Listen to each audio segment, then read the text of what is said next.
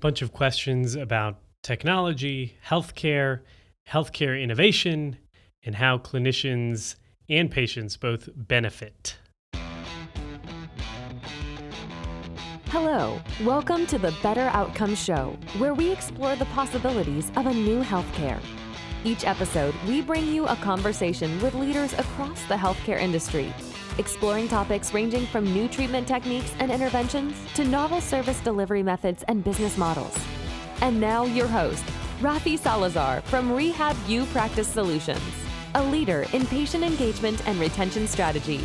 Let's explore the possibilities of a new healthcare. Well, hello again. Welcome to another episode of the Better Outcomes Show. I'm your host, Rafi Salazar from Rehab Practice Solutions. And this week, we are doing a mashup of questions, of thoughts that I've got rolling around in my head from either conversations with clients or just thoughts and conversations I've had in the healthcare space, specifically around technology and innovation and how both clients and patients and even payers benefit from the implementation of some of these tools. Now, some of these are going to be audio clips. Well, it's going to be a compilation of audio clips from some of these questions, and they'll just kind of cut in and out. Hopefully, it will stitch together in a congruent way. Basically, the first chunk of questions or the first chunk of audio segments are kind of high level. What's some of the ethical considerations around implementing technology? How might tools like artificial intelligence and technology help us? And then, because I'm an occupational therapist, because our last episode was all about RTM or remote therapeutic monitoring, there's a few questions or a few audio segments at the very end all about RTM and how we can leverage the data, how it works from a billing perspective, how it can help improve the continuity of care and patient engagement, all of that. So without further ado, here's a random assortment of questions and answers and thoughts on technology in healthcare.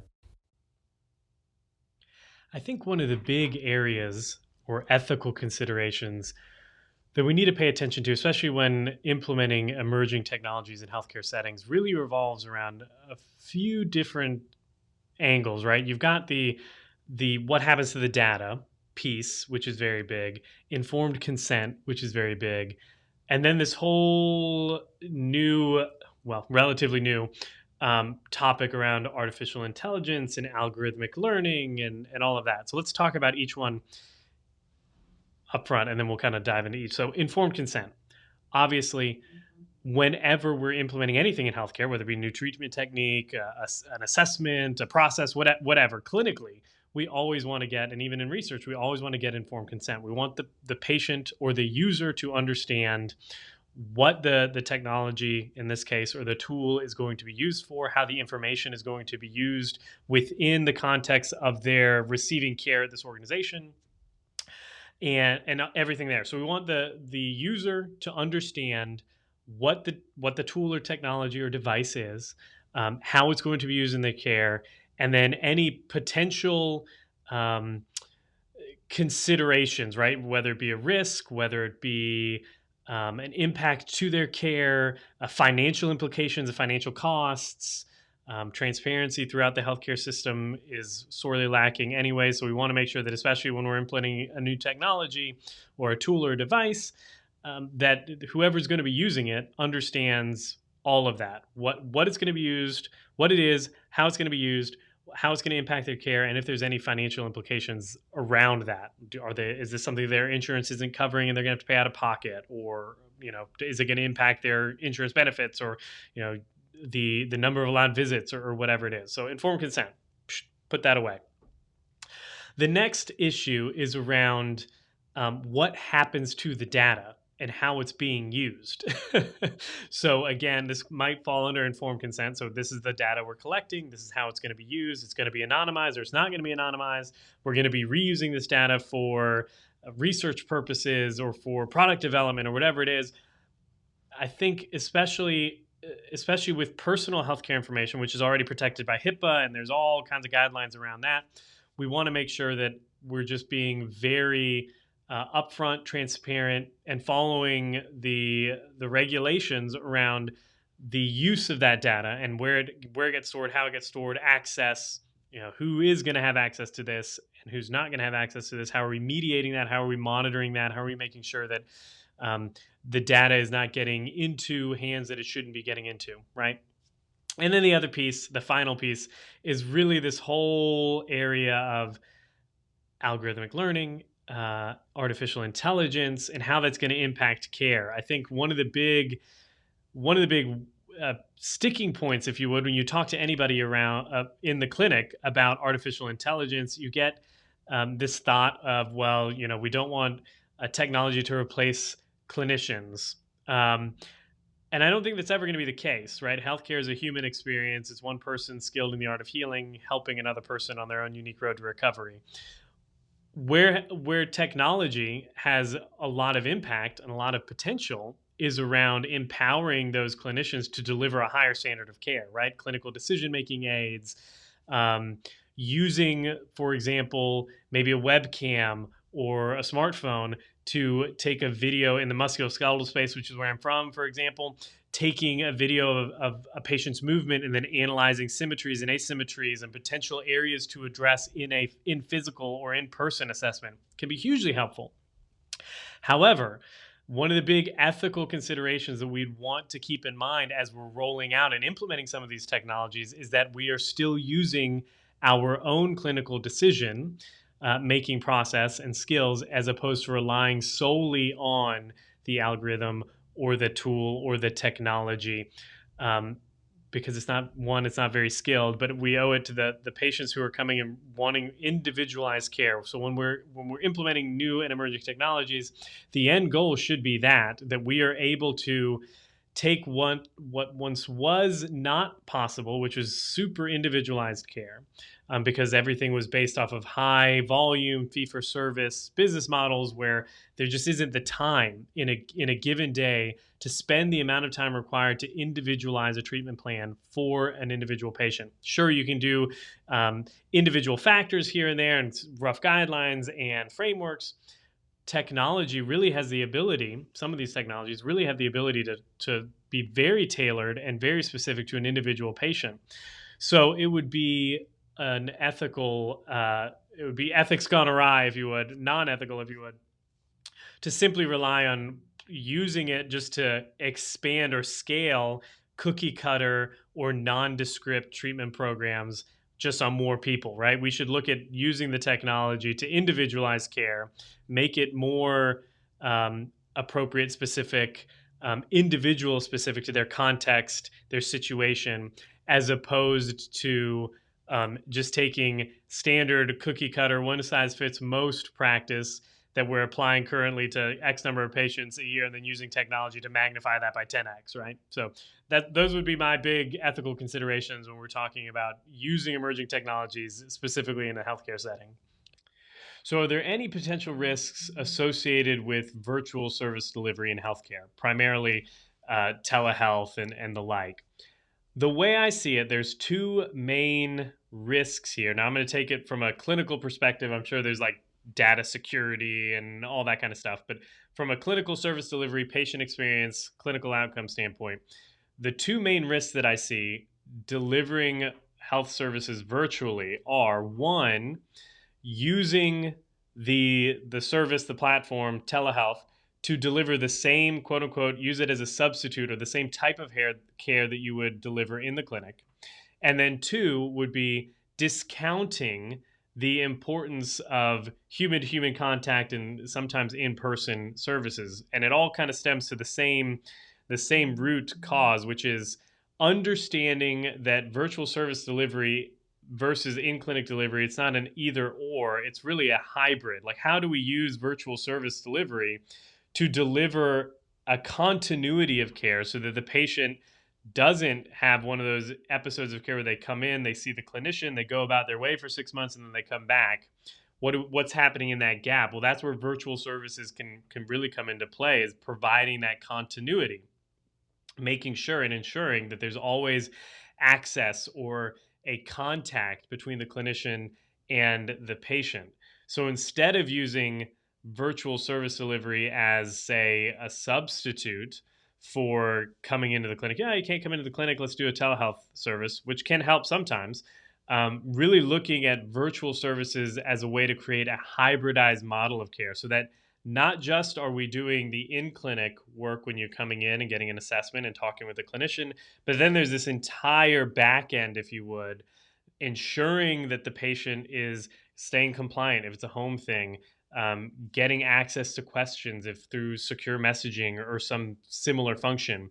Because what we're trying to do is not replace in-person care with virtual care. What we're trying to do is use all these tools in our toolbox to deliver a more full experience for the patient, and one that involves more touch points and more access to improve clinical outcomes in the long term. So, how can artificial intelligence or AI be used to assist clinicians in delivering quality care to their patients? I think the first and the lowest hanging fruit in this area, if you would be around clinical decision making aids and tools. So, one of the things that I say as a healthcare provider, as a former academic, as somebody that's still in and out of the clinic every now and then, one of the things that I say, and I mentioned this in the book, Better Outcomes, A Guide to Humanizing Healthcare, is that the real value that healthcare providers bring to the table in any patient engagement or any patient encounter is the ability to take the vast array of technical knowledge, the very vast, broad amount of information that's out there from a technical perspective, the science, the research, the literature, clinical protocols. And we're able to distill that, and we're able to apply that specifically to an individual patient's circumstances and situation.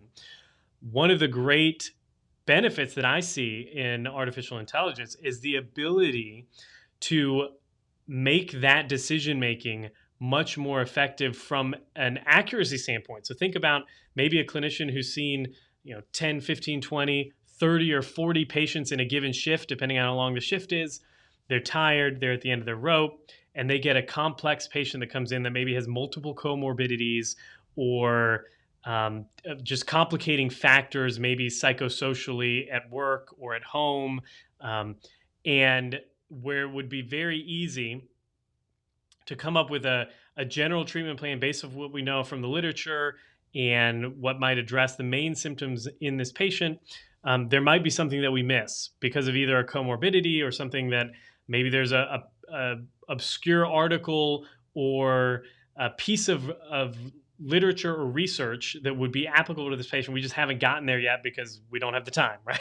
Right? Artificial intelligence has the ability to really bring some of that information into the clinical decision-making process.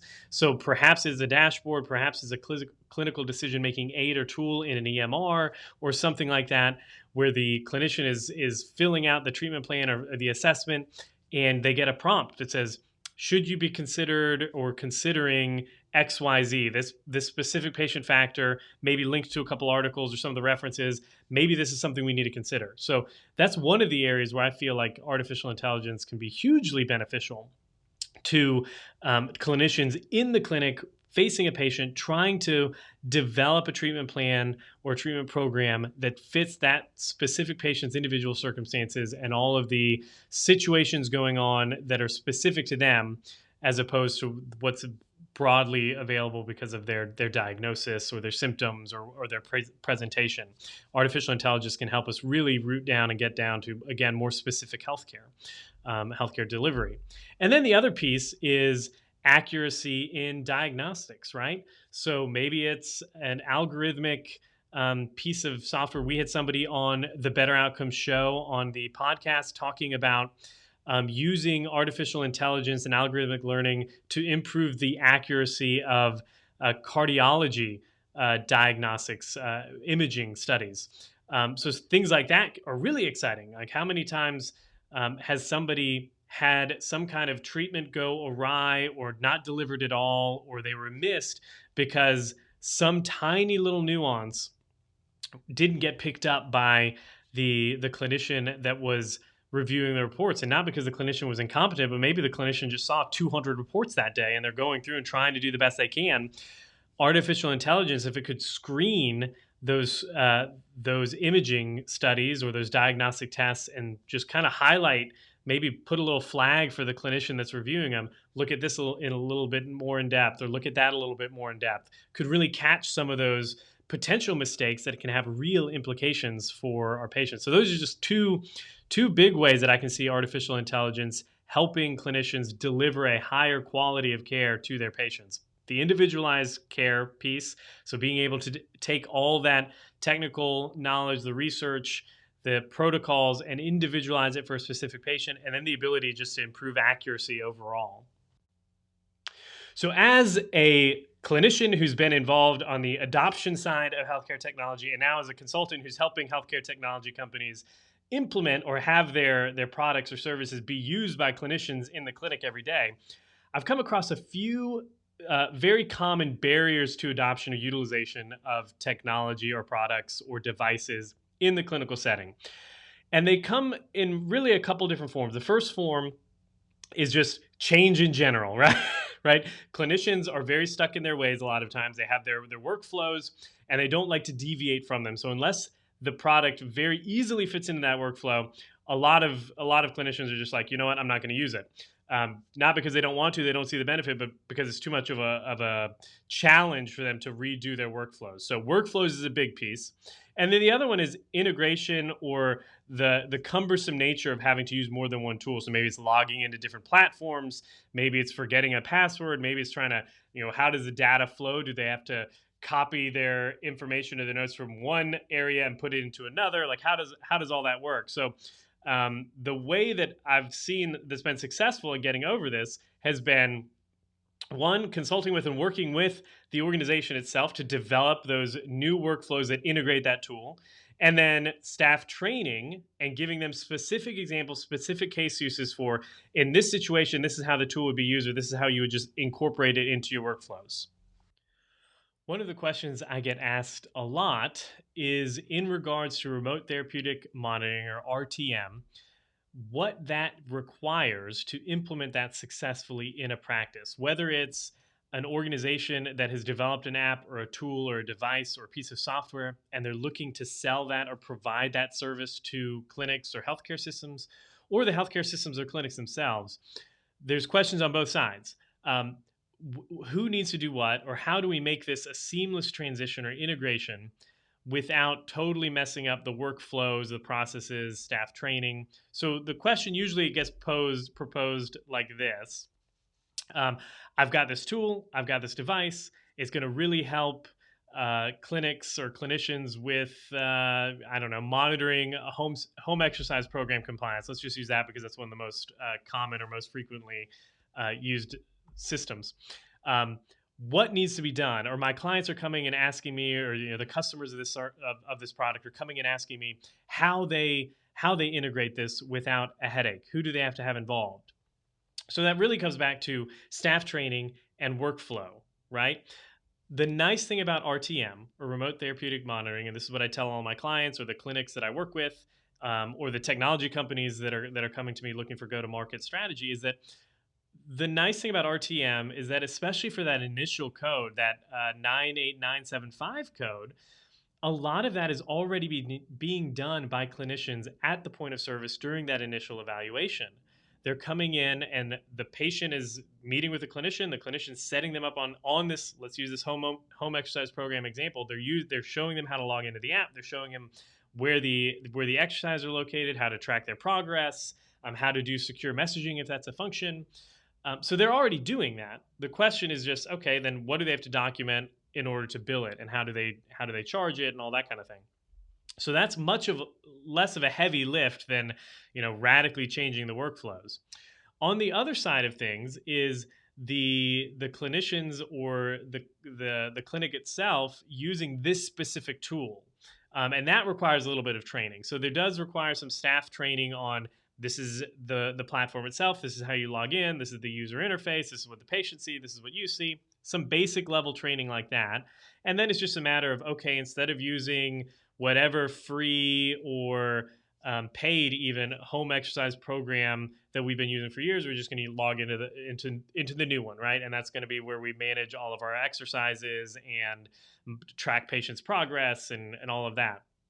There are some things for remote therapeutic monitoring, especially for those later codes, that you need to track when the patient logs in, how often they're logging in, how much time a clinician is spending with that patient. But again, the programs that are doing this already at a pretty sophisticated level have all that tracking in place. So then it alerts you and says, okay, you've spent 20 minutes with the patient. You can now bill that 98980 code, or whatever the code is. I might be off on the numbers. There's too many CPT codes, right? Um, so the initial training is just the staff training of this is what the tool or the technology. This is how you use it. This is how you log in. This is how you train a patient to use it. And then on the other side is the workflow. So when do we bill? How do we bill? How do we document? Some of that will be handled or should be handled by the device or the platform itself. As I mentioned before, many of them have a time tracker, for example, or an instance tracker. You can log in and see, patient Smith logged in on Monday, Tuesday, Thursday, and they did these exercises and they spent this much time, or they shot me a message or a secure message.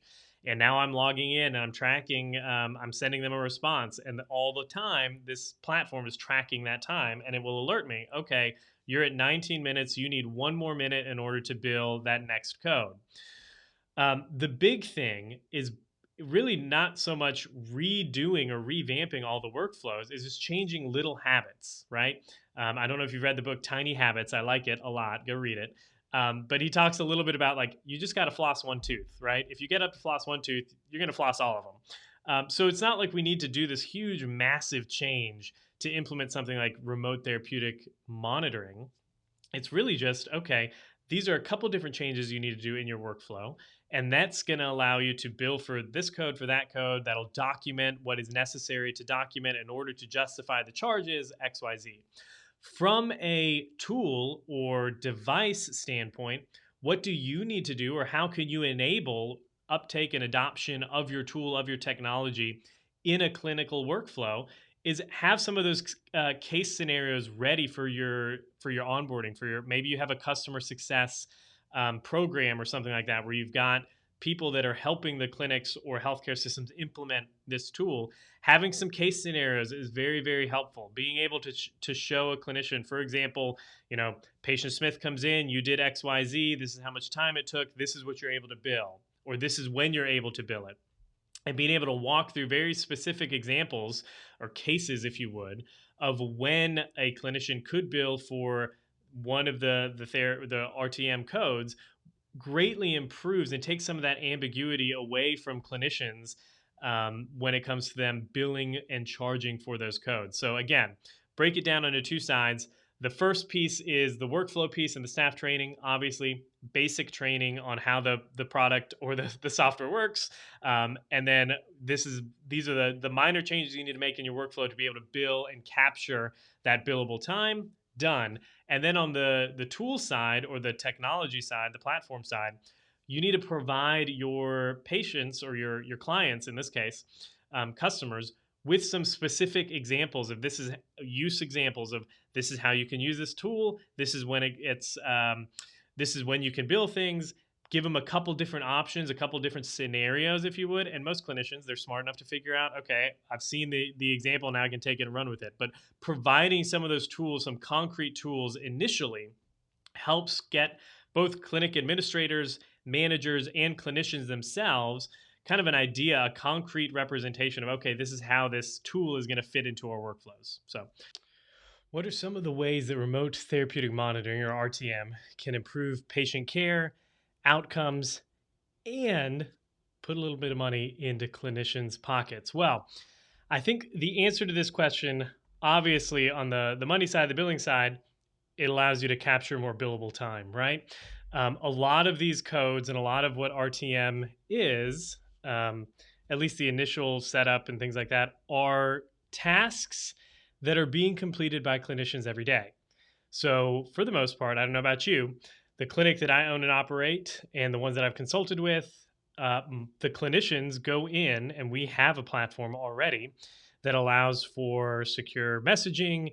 It allows for sending of like a home program or um, a home care platform that the patient can log into from home. They can see videos of their exercise involved. They can read information about their diagnosis, their issues, whatever's going on. Provide some precautions around post-surgical care and things of that nature. So we're already doing that every day when the patient comes into the clinic, right? They're coming in, they're getting set up, they're getting logged in, they're accessing the system. So we're already doing the work, we're just not billing for it. So that's an easy sell, right? So it is very easy for on the business side of things for there to be a real and calculable ROI for clinicians or clinic organizations that are you going to use or implement or considering implementing RTM in their practice. Let's put that aside. What does it do for patient care and specifically their outcomes? I'm not a researcher anymore. I don't work at the university anymore. However, one of the things we were very big about, and one of the things that I spent a lot of time talking about on the podcast, in the book, and there's a lot of research on the topic, is on that of patient engagement and what that means for and how that affects uh, adherence to home programs or participation in particularly my specialty areas, orthopedic and musculoskeletal rehabilitation. So, what is patient engagement, or how does that affect adherence to and clinical outcomes in that area? And specifically for the MSK space, there's a lot of research out there that shows that if you have patients with a better clinical experience, or they have a better satisfaction, a higher satisfaction level leaving the clinic, they feel more engaged, they're more likely to show up to their follow-up appointments, they're more likely to adhere to their home programs that are issued by their therapists, then obviously that leads to better clinical outcomes. How does remote therapeutic monitoring come into play? Well, some of these platforms allow asynchronous communication. They allow push notifications through an app or something like that. Some of them even, gamify the rehab process. So all of those things help keep a patient or a client engaged in their course of care. Um, Either whether it be providing the information they need or the nudge they need, the motivation they need to complete their exercise for the day or to follow their home program, or giving the patient access to a secure messaging feature that allows the patient to shoot a message to their clinician and say, hey, I'm having pain with this exercise, or I'm having pain with this. Now, imagine if there's some kind of physiological monitoring component like edema management or pain or something like that, then it would be even higher, right? So those are just a couple of the simple ways that I see remote therapeutic monitoring helping to improve the clinical outcomes on the part of the patients that are receiving that care. One, it helps keep them engaged, and engagement leads to higher satisfaction, improved value perception of the therapy process, and all of that, which ultimately leads to better clinical outcomes. All right, that's all I've got for now. So, what additional resources may be necessary to successfully implement a remote therapeutic monitoring program in an outpatient physical therapy or occupational therapy clinic, an outpatient rehab clinic? Well, as I've said previously in different videos, one of the biggest challenges for clinicians to adopt a new technology of any kind, remote therapeutic monitoring notwithstanding, is what it does to the workflow. So, what it does to their process of doing the work of delivering care. So, what is sometimes helpful, what is often helpful, is not only to provide training on the front end for this is remote therapeutic monitoring, this is how you do it, but then give specific use cases and case examples and case studies. So maybe this is a white paper, maybe this is specific trainings or Q&A, but something around making it easier or decreasing the friction that is there when you're implementing something new. So, how can the data collected through remote therapeutic monitoring be used efficiently and effectively to drive change by both healthcare providers, payers, and even patients? Well, I'm a big fan. The nerdy part of me, the former academic, really would love to see the data from remote therapeutic monitoring, specifically in the field of like physical rehabilitation, be used as a way to quantify, measure, and predict a patient's clinical outcomes over the course of care. So we hear about it all the time through the literature and through the just clinical anecdotal evidence in the clinic that, okay, people that follow their home program will end up better, right? They'll get better quicker. They'll spend less time in therapy. Whatever the pain, the outcome is, they'll have less pain. But it would be really, really good to be able to put a fine point on some of that information, not just say, oh, people that complete their exercises get, 50% better than their peers or whatever. It would be nice to be able to say something like, listen, we pulled the data on the last, 1,500 patients that we've seen, or whatever it happens to be. And we can tell you that patients that logged into the system and did, whatever, 10, 15% of their exercises, 30% of the time, 30% of the week or something like that, ended up with this kind of outcome versus patients that logged in 5 days a week and did 75% of their exercises or something like that.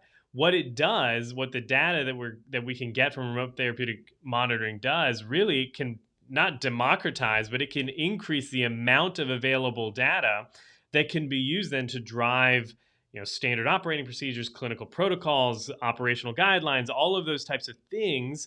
And instead of it being one of those general, well, we've done some studies and these are the outcomes, it gives it more specificity around those recommendations. And no longer is it, well, you need to do your exercises. It's, okay, we know, given your diagnosis and what you've got going on, that most patients in your situation who complete their home exercises, as an example, 4 times a week, and they do 4 exercises at 30 reps each time or something like that, end up getting better in 6 weeks or something like that. And that's a much more compelling narrative to a patient than you just need to do your exercises. And then on the part of like the payers, even, I'm thinking workman's comp or something of that nature, some kind of managed care where there's a vested interest in getting the patient better and back to their primary or their prior level of function as quickly as possible. Having that data to, again, build the framework around, okay, based off of the diagnosis and the mechanism of injury and the comorbidities, this is what we would expect to happen after 3, 4, 6 weeks of therapy or interventions. And then using that as a way not only to benchmark clinicians and clinical organizations for their outcomes, but then also to build a treatment plan or a roadmap, if you would, for that individual patient. So those are just a couple ways that I see remote therapeutic monitoring data being effective, both for providers, payers, and then even communicating the importance of completing or adhering to home programs to patients.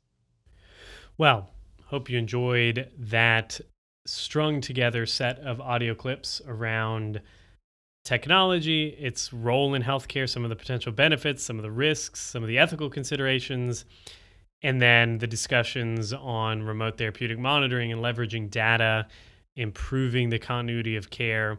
I've said this since probably 2020, when the world went to digital everything, that technology and telehealth and virtual service delivery, while being the way of the future, was needed to be looked at not so much as an either or when it comes to in-person or virtual, but rather as an and really moving healthcare towards a more hybrid delivery mechanism, so that it's, it might compose a typical healthcare engagement might be composed of in-clinic visits and asynchronous messages and some patient monitoring and maybe some telehealth, but that it's not either or, and that the virtual services don't replace or do the exact same thing as in-person services. Now, I also believe that the value that clinicians bring to the table is our knowledge and our ability to take the vast scope and array of technical knowledge and scientific literature at our disposal and apply it to that patient's specific situation. So how do you do that with in-service or in-person and telehealth and technology? I think it's all becoming one of those things that just will blend very nicely. The clinics that adopt this and the organizations that adopt some sort of hybrid model will find themselves in a position where they are, especially with the onset of value-based reimbursement and the like coming down the pike, that those organizations that begin implementing a hybrid-based methodology of delivering healthcare are going to find themselves in a position where they are doing more knowledge transfer activity or knowledge transfer work, as opposed to some of those procedural or transactional or fee-for-service type encounters. One of the things that I heard a dentist friend of mine say one point when we were talking was, if you're not drilling, you're not billing. And the idea of this fee-for-service reimbursement scheme in healthcare really puts clinicians and organizations in a position of saying, well, I have to do something to bill this code to get paid. So I'm very hopeful that as as value-based reimbursement systems and reimbursement schemes start coming more to the forefront and become adopted by bigger payers and in more swaths of the population, it will naturally push us healthcare providers and healthcare organizations away from this mindset of we have to do, we have to bill, to, okay, what makes sense for this patient? How am I going to help them maybe self-manage, maybe manage this thing on their own, or give them the knowledge, the tools they can take care of themselves to get better outcomes, whatever it happens to be. And how do I document that? And how does technology help me do that? In a lot of ways, the tools and platforms and technologies that are being implemented today or brought to the market today, I work with them all the time on the consulting side of things. Go to strategy.rehabuppracticesolutions.com if you want to learn more about how I do that. But I work with these companies all the time, and what is very apparent to me is that they are developing the tools. They're bringing something to the market. The big problem is that clinicians and organizations are trying, and payers really, and regulators are trying to fit these technologies, these tools into this fee-for-service model of paying for healthcare. And the reality is some of these tools and technologies are going to totally revolutionize, and I hate saying that like all cliche-like, but they're going to fundamentally change the way healthcare delivery is delivered. It's going to change the way clinicians deliver healthcare services. So what that is going to entail, and I imagine this is going to take the next 5 to 10 years to figure out, but there's going to be some growing pains associated with how do we pay for this? What is the true value of this clinician's service in the greater scope of this patient's quality of life, their health, their clinical outcomes post-injury or post-surgery or diagnosis or throughout the course of care. And some of that stuff is going to get ironed out. But the organizations that take the step now in the formative years to begin implementing some of these technologies and integrating them into their workflows and using them to make real changes and impact on patient clinical outcomes and experience now are going to, one, probably have a seat at the table or a better seat at the table when it comes to some of these policies and things that end up coming down the pike. But they're also going to be ahead of the curve. They're going to be part of the growing pains that we're seeing implementing some of these technologies in healthcare organizations is the whole workflow piece. How do we make it work? Who has to do what? How do we make it a seamless piece of workflow, if you would, for the clinician and for the admin staff and for the patient? Ironing all that out of the way now is going to make you much more effective once they become the norm. So when I was talking to a client of mine who runs a private healthcare practice, and we were talking about it, and they basically said they wanted to know the money, right? Like, what's the ROI? How many dollars am I going to add to the top line by implementing this technology, this tool? We'll call it ABC technology. And we looked at it, and it was marginal. I mean, you're not going to lose money on it if you're doing it right, specifically in like remote patient monitoring or remote therapeutic monitoring or something like that.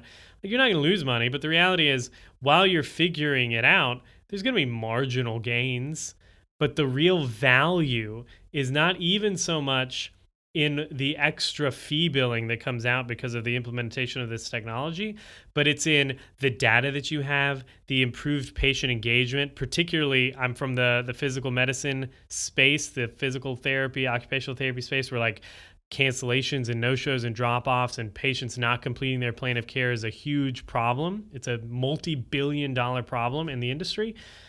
The real value in implementing some of these tools and technologies is not that you're going to be able to bill an extra $20 for a visit, but it's the fact that you're going to be able to retain this patient now for 12 visits instead of 8 visits. And what does that do when you multiply it by, 700 patients a month or whatever it happens to be? That is a value. The improved continuity of care, the ability to retain patients for their course of care, which means that they're going to be meeting their goals, they're going to be getting better outcomes, they're going to be leaving more satisfied, more engaged, more willing to leave you a review or a referral. That's the real value now. Sure, at some point, it's going to make sense with the payment scheme and that whether it be value-based or lump sum or however it works out.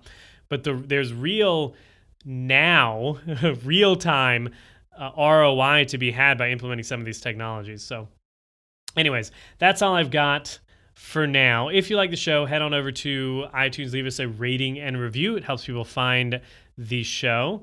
And if you are a healthcare technology company or device company, you're an innovative healthcare company that's looking to streamline patient care or improve clinical outcomes, and you want to be able to get your product, your service into the hands of clinicians so that they can test it, so they can use it, so they can see the value you provide, then check out the Market Penetration Roadmap.